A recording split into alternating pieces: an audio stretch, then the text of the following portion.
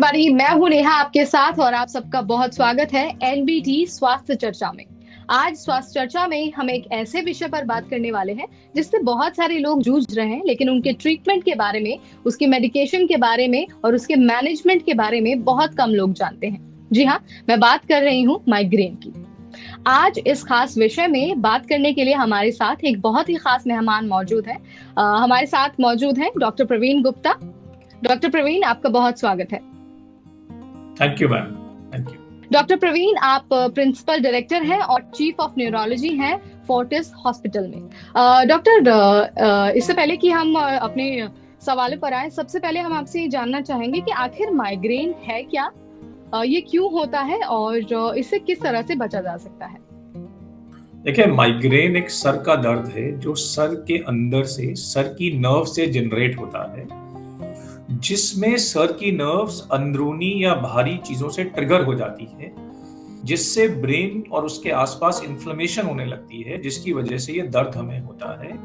और अगर हम इन ट्रिगर फैक्टर्स को कंट्रोल कर पाएं या इस इन्फ्लेमेशन को रोक पाएं तो माइग्रेन से बच पाएंगे। डॉक्टर, इसके बाद हम ये जानना चाहेंगे कि जो एक नॉर्मल हेडेक होता है और जो माइग्रेन होता है, उन दोनों में क्या फर्क होता है। क्योंकि अक्सर क्या होता है कि हम एक नॉर्मल हेडेक को भी मान लेते हैं कि भाई हमें तो माइग्रेन हो गया, और कई बार तो हमें सिवियर पेन भी होता है, हो सकता है कि वो माइग्रेन भी हो, लेकिन हमें लगता है कि यार ये तो नॉर्मल हेडेक है और दवा खा के ठीक हो जाएगा। तो एक बार डिफरेंस बहुत इजी लैंग्वेज में हमारी ऑडियंस को बता दीजिए। देखिए मैडम, हेडेक नॉर्मल हो ही नहीं सकता, कोई भी पेन या एक नॉर्मल नहीं होती। तो हम लोग ये समझते हैं कि अगर हम किसी पार्टी में गए हैं, सोए नहीं है, हमने खाना नहीं खाया, तो ये नॉर्मल हेडेक है। बट नॉर्मली किसी को हेडेक होना ही नहीं चाहिए। और जो ये हेडेक कभी कभी होते हैं कुछ सिचुएशंस में, और दवाई खाने से, जैसे किसी ने कोई गोली खा ली काउंटर से लेकर दर्द की, उससे ठीक हो जाते हैं, ये सब इनफ्रीक्वेंट माइग्रेन्स हैं या सिचुएशनल माइग्रेन्स हैं। माइग्रेन बेसिकली एक ऐसा हेडेक है जो सर के एक साइड में होता है, पर दोनों तरफ भी हो सकता है, जिसमें थोड़ा नोजिया या वॉमिटिंग की टेंडेंसी होती है। लोग बोलते हैं कि मेरे सर में गैस चढ़ रही है, मेरे सर में गैस चढ़ रही है। तो ये जो गैस वाला हेडेक है, ये भी माइग्रेन ही होता है, जिसके साथ लोगों को लाइट से और साउंड से बड़ी सेंसिटिविटी होती है। उनका मन करता है कोई आवाज ना करे, कोई शोर ना मचाए, रोशनी कम हो जाए। ये टिपिकल माइग्रेन हेडेक है जो बहुत कॉमन है। अबाउट 15 to 20% लेडीज को माइग्रेन होता है, अबाउट 10% मेन को भी माइग्रेन हो सकता है। माइग्रेन इनफ्रीक्वेंट हो तो परेशान नहीं करता, इसलिए हम इसे नॉर्मल हेडेक बोल देते हैं। और अगर ये बार बार हो तो ये हमें तंग करता है। तो आपने शादी पार्टी में देखा होगा, किसी ना किसी को सरदर्द होता है, किसी आंटी को सरदर्द की गोली की जरूरत पड़ती है, वो टिपिकल माइग्रेन है। डॉक्टर, हम यहाँ पर हेडेक की बात कर रहे हैं कि हाँ, अगर हेडेक हो रहा है तो वो माइग्रेन है, लेकिन क्या हेडेक के अलावा भी कोई लक्षण हो सकते हैं जिससे हमें ये पता चले कि व्यक्ति है उसे माइग्रेन होने वाला है या फिर उन्हें माइग्रेन की समस्या है। देखिए, माइग्रेन में कई तरह के सिम्टम्स होते हैं जो कभी कभी हमें माइग्रेन के डायग्नोसिस से अलग भी ले जाते हैं। जैसे माइग्रेन में सर घूमना या चक्कर आना एक बड़ा मेजर सिम्टम होता है, जिसमें सर चकराता रहता है। और कुछ लोगों को सर दर्द इतना ज्यादा नहीं होता, सर का भारीपन होता है खाली, और चकराने की फीलिंग होती है। वो समझते उन्हें वर्टिगो है, पर उन्हें एक्चुअली माइग्रेन या वर्टिजिनस माइग्रेन होता है। दूसरा, माइग्रेन में फोकस करने में दिक्कत या कॉन्सेंट्रेट करने में दिक्कत माइग्रेन का एक बहुत बड़ा फीचर है। कुछ लोगों को यॉर्निंग या नींद की फीलिंग हो सकती है। कुछ लोगों को इरिटेबिलिटी बहुत हो सकती है, उनका मूड खराब हो सकता है, इरिटेशन हो सकती है। और आपने देखा होगा अधिकतर लोगों को सर दर्द में बहुत इरिटेट हो जाते हैं। उसके साथ स्टमक में गैस, एसिडिटी, इम्बैलेंस हो सकता है, कभी कभी डायरिया भी हो सकता है। लोगों को हाथ पैर में नमनेस, वीकनेस, थकान की फीलिंग हो सकती है। माइग्रेन के कुछ पार्ट्स हैं जिसमें ऑरा होता है। ऑरा में अचानक धीरे धीरे आंख की रोशनी चली जाती है और दिखना बंद हो जाता है। आंख के आगे झिलमिल झिलमिल तारे या लाइट्स आ सकती हैं, जैसे कि कुछ लाइट्स चमक रही हो। कभी कभी सुनने में या स्मेल में दिक्कत हो सकती है। और कुछ कॉम्प्लिकेटेड केसेस ऑफ माइग्रेन में बॉडी में वीकनेस भी आ सकती है। तो माइग्रेन में इतने सारे अलग अलग सिम्टम्स साथ में हो सकते हैं, सरदर्द के साथ या इसके अलावा। डॉक्टर, आपने अभी बहुत सारे सिम्टम्स की बात की जिनकी वजह से माइग्रेन होता है, बट क्या कोई कुछ ऐसी कॉमन वजह हो सकती है जिनकी वजह से माइग्रेन ट्रिगर हो सकता है?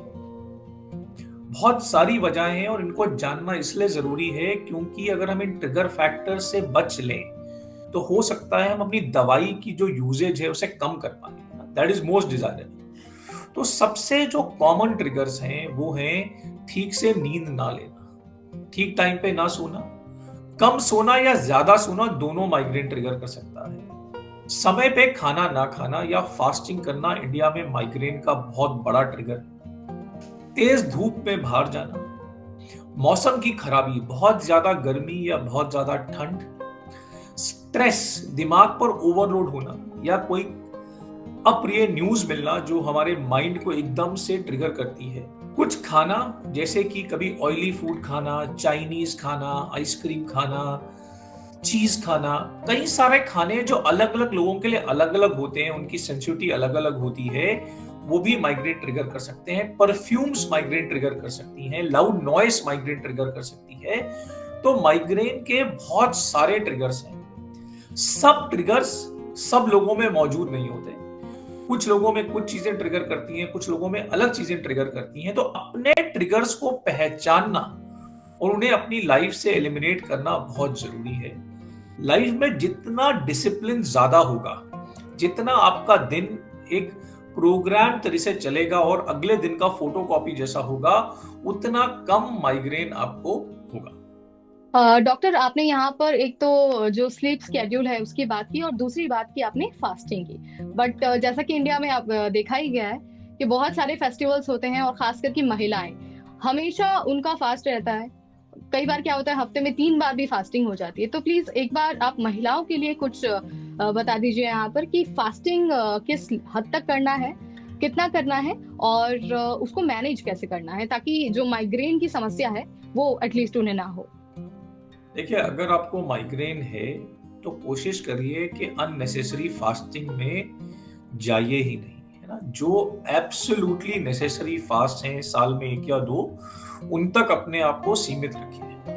अगर आपको फिर भी किसी वजह से फास्ट करना पड़ रहा है तो हमारे फास्ट इस तरह के हैं कि उसमें खाना फिर भी अलाउड है। कुछ खास खानों का फास्ट है, जैसे सीरियल नहीं खाना है फास्ट में, तो समय समय पे जो अलाउड खाना है उसे खाते रहिए। और जो मेन फास्ट है जिसमें आप बहुत लंबे समय तक कुछ नहीं खा सकते, उसमें जब आपको खाने का मौका मिलता है तो एडिक्वेटली फास्ट शुरू होने से पहले खाइए। फास्ट को टाइम से ब्रेक करिए। अगर उसमें एक टाइम कोई लिक्विड या कुछ पीना अलाउड है तो उसको जरूर पीजिए, उसे मिस मत करिए, ताकि फास्टिंग से होने वाले माइग्रेन को रोक सके। अगर आप माइग्रेन को ट्रीट करने की कोई दवाई ले रहे हैं तो उस दवाई को मिस बिल्कुल मत करिए और अपनी नींद एडिक्वेट रखिए। स्ट्रेस से अपने आप को बचाइए और अपने आसपास एक प्लेजेंट एटमॉस्फेयर रखिए ताकि ये सारी चीजें मिलके माइग्रेन को और एग्रवेट ना करें। डॉक्टर, यहाँ पर आपने दवा की बात की कि जो लोग दवा लेते हैं माइग्रेन में, तो बहुत सारे लोग तो दवा लेकर काम चला लेते हैं, लेकिन कई लोगों को इतना सिवियर पेन होता है कि उन्हें इंजेक्शन लेना पड़ता है। सो प्लीज हमें कुछ ऐसे स्टेजेस बता दीजिए जिसमें ट्रिगर हो और लगे कि भाई डॉक्टर के पास अब तो जाना ही चाहिए, दवाई से या फिर इंजेक्शन से काम नहीं बनेगा। देखिए, क्या है कि अगर हम माइग्रेन के प्रोफाइल को समझें तो माइग्रेन जनरली हल्के दर्द से चालू होता है। वो दर्द धीमे धीमे बढ़ने लगता है और इस स्टेज पे हम इग्नोर करते हैं और सोचते हैं कि ये दर्द चले जाएगा, हम उम्मीद करते रहते हैं। फिर दर्द एकदम से तेजी पकड़ने लगता है और फिर एक वोल्केनो की तरह तेजी से बढ़ जाता है और फिर सर फटने लगता है। This is how a typical migraine behaves. तो हमारे पास इसमें बहुत विंडो ऑफ अपॉर्चुनिटी है कि जब दर्द हल्का हल्का है और माइग्रेन के सफरर को मालूम चलता है कि ये मेरा माइग्रेन बढ़ रहा है, अगर उसी समय पे हम दवाई ले लेते हैं, ओरल टैबलेट भी अगर खा लेते हैं, तो हमारा माइग्रेन निप इन द बड जिसे हम बोलते हैं, शुरू में ही खत्म हो जाता है। कुछ लोगों को माइग्रेन में बहुत नोजिया या वॉमिटिंग शुरू से ही होती है तो वो लोग ओरल टैबलेट्स ले नहीं पाते। इसलिए माइग्रेन के लिए कई सारे नेजल स्प्रे आते हैं जिसमें दवाई नाक में स्प्रे कर सकते हैं। ये दवाई बहुत तेजी से काम करती है और 5 मिनट के अंदर आपके दर्द को कम कर सकती है। पर अगर आप 2-3 बार गोली खा चुके हैं, स्प्रे भी ले चुके हैं और आपका दर्द ठीक नहीं हो रहा है या आपको बहुत वॉमिटिंग हो रही है, दवाई आप खा रहे हैं पर आपके पेट में पच नहीं रही है, उस स्थिति में इंजेक्शन लगाना पड़ सकता है और इंजेक्शन बहुत असरदार होता है और जनरली फटाफट माइग्रेन को ठीक कर देता है।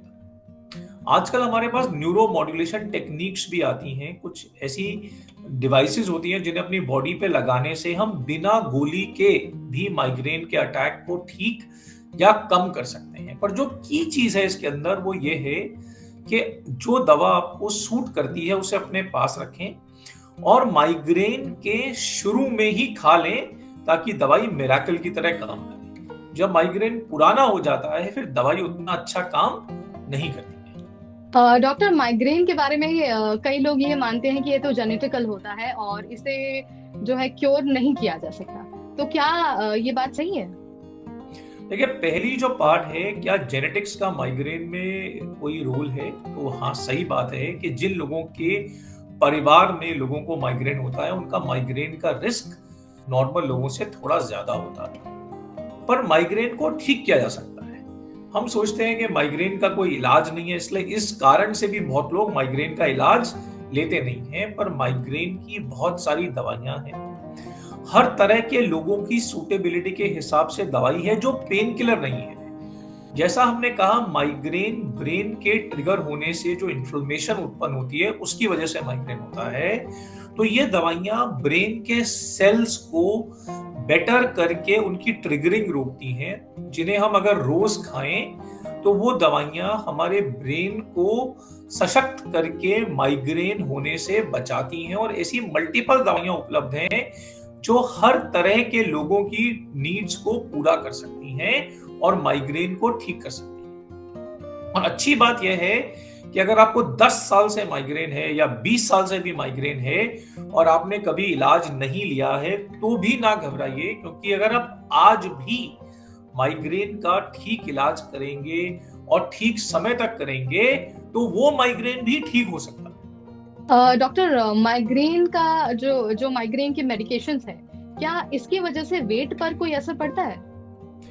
देखिए, पहले जमाने में लोगों को हमेशा फियर रहता था कि हम दवाई खाएंगे तो हमारा वेट बढ़ जाएगा या हमें सुस्ती आएगी। पर इनफैक्ट आजकल तो माइग्रेन की ऐसी दवाइयां उपलब्ध हैं जो वेट लॉस करती हैं। तो हर तरह के पेशेंट की रिक्वायरमेंट के अनुसार हमारे पास दवाई उपलब्ध है जो उसकी दूसरी चीजों का ख्याल रखते हुए भी उसको दी जा सकती है। डॉक्टर, अभी हमने तो मेडिकेशन की बात कर ली, लेकिन अभी कुछ देर पहले आपने इसके बहुत सारे ट्रीटमेंट्स के बारे में बोला था, तो एक बार हमें ना जो माइग्रेन का ट्रीटमेंट है उसके बारे में बता दीजिए, कैसे होता है?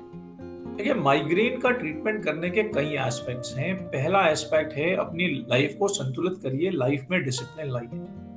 सेकेंड एस्पेक्ट है मेंटल रिलैक्सेशन, अपने माइंड को रिलैक्स करिए। उसके लिए कोई आपको मेडिटेशन, कोई मेंटल रिलैक्सेशन का कोर्स करना है तो वो करिए, लाइफ में संतुलन लाइए। तीसरी चीज है कि अपने ट्रिगर फैक्टर्स को पहचानिए और ट्रिगर फैक्टर्स को जहां तक हो सके एलिमिनेट करिए। चौथा, माइग्रेन की एप्रोप्रिएट प्रोफिलैक्टिक दवाई लीजिए जो माइग्रेन को बनने से रोकती है। और अगर आपको साथ में मन डल रहता है, सुस्ती है, ब्लड प्रेशर है, ये दवाइयां उनको भी ठीक कर सकती हैं। और अगर आप दवा नहीं लेना चाहते या दवा से नहीं ठीक हो रहे तो हमारे पास इंजेक्शंस हैं जो माइग्रेन को प्रिवेंट करते हैं, या हमारे पास न्यूरो मॉड्यूलेशन डिवाइसेस होते हैं जिनको यूज करके भी हम माइग्रेन को ट्रीट कर सकते हैं। ये सब चीजों के कॉम्बिनेशन को अगर हम यूज करेंगे तो अधिकतर माइग्रेन पेशेंट्स, चाहे उनको सालों से दर्द हो, वो भी ठीक हो सकते हैं। डॉक्टर, अभी तो हमने यहाँ पर साइंटिफिक तरीकों की बात की जिससे माइग्रेन को ट्रीट किया जा सकता है, लेकिन कुछ ऐसे भी नुस्खे हैं जिनकी मदद से लोग अपना जो माइग्रेन है उसको ट्रीट करने की कोशिश करते हैं। तो एक रैपिड फायर राउंड में हम इसको पूछेंगे और आपको बताना होगा कि क्या ये किस तरह से काम करते हैं। पेन किलर खाने से, कॉफी पीने से, अंधेरे कमरे में सोने से या फिर आराम करने से, मेडिटेशन करने से या फिर म्यूजिक सुनने से, क्या इन सब चीजों से माइग्रेन में रिलीफ मिल सकता है? इन सब चीजों से माइग्रेन में रिलीफ मिल सकता है और कभी कभी एग्रेवेट भी हो सकता है। टी और कॉफी माइग्रेन में जो बॉडी के अंदर इन्फ्लेमेशन हो रही होती है उसे शांत करके हमें बेटर करते हैं। माइग्रेन के वक्त हमारे ब्रेन में काफी इरिटेबिलिटी होती है, इसलिए शांत कमरे में डिम लाइट में सोने से माइग्रेन के पेन में आराम मिलता है। नॉइस को कर्टेल करने से हमारे ब्रेन को आराम मिलता है। कभी कभी सूदिंग लाइट म्यूजिक हमारे ब्रेन के अंदर होने वाली इन्फ्लेमेशन को रिलैक्स कर सकता है, पर अगर वो म्यूजिक लाउड हो जाएगा तो वो माइग्रेन को एग्रवेट भी कर सकता है। पर कुछ लोगों को टी और कॉफी से माइग्रेन एग्रवेट होता है, तो ये आपको समझना जरूरी है कि मेरा माइग्रेन इससे बेटर हो रहा है कि एग्रवेट हो रहा है, फिर उसका इस्तेमाल आपको करना है। Doctor Praveen, thank you so much. आपने बहुत ही इजी लैंग्वेज में हमारी ऑडियंस को और हमको समझा दिया है कि माइग्रेन को कैसे ट्रीट करना है, क्या चीजें जरूरी हैं और क्या चीजें करने से आपको परहेज करना चाहिए। आई होप हमारी ऑडियंस जो इस वीडियो को देख रही है उनके सारे सवालों के आंसर भी मिल गए होंगे। अगर आपको ऐसी इन्फॉर्मेटिव वीडियोस और देखनी है तो आज ही सब्सक्राइब करिए हमारा चैनल एनबीटी।